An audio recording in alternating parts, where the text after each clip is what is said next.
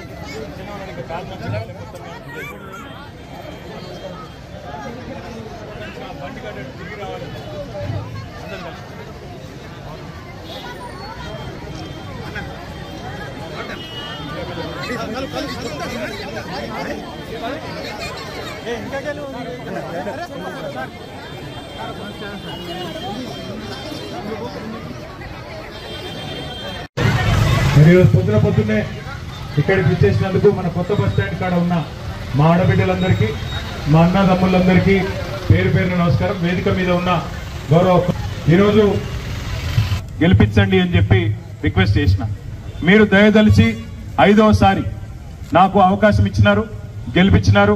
సిరిసిల్ల పట్టణం నుంచే కారు గుర్తు మీద ఓటేసి నన్ను గెలిపించినందుకు ముందుగా మీ అందరికీ కూడా నేను ప్రత్యేకంగా ఎందుకు చెప్తున్నా ఈ మాట అంటే, నేను అందరి లెక్క వేరే వాళ్ళ లెక్క పైసలు ఇవ్వలేదు. అయినా ప్రేమపూర్వకంగా 5 సార్లు మీరు నన్ను గెలిపించినందుకు నిజంగా కూడా నేను మీకు రుణపడి ఉంటా. నేను ఎక్కడికి పోయినా చెప్తుంటా, నాకు జన్మనిచ్చింది మా అమ్మ కావచ్చు, కానీ రాజకీయంగా జన్మనిచ్చింది మాత్రం ఈ సిరిసిల్ల గడ్డ అనే మాట నేను ఎప్పుడు చెప్తుంటా. అందుకే మళ్ళా మోపు చేసింది కాంగ్రెస్ ప్రభుత్వం. మీరేమో సిరిసిల్లలో నాకు ఓటేసింది గెలిపించారు, కానీ మనోళ్ళు కొంతమంది వేరే వేరే నియోజకవర్గాల్లో వేరే వేరే జిల్లాలలో కాంగ్రెస్ పార్టీ ఏదైతే 4,000 ముసలోళ్ళకైతే కేసీఆర్ ఇంట్లో ఒకరికే ఇస్తుండు.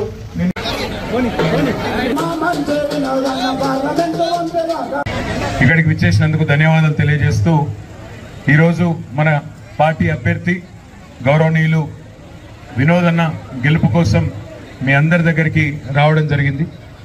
4.5 నెలల కిందట, సరిగ్గా 4.5 నెలల కిందట ఆ రోజు అమ్మ మీరు దయచేసి నాకు అవకాశం ఇవ్వండి, ఓటేయండి, ఈసారి 3వసారి మనం గెలిచినట్టయితే బ్రహ్మాండంగా కేసీఆర్ గారి నాయకత్వంలో ఎట్లా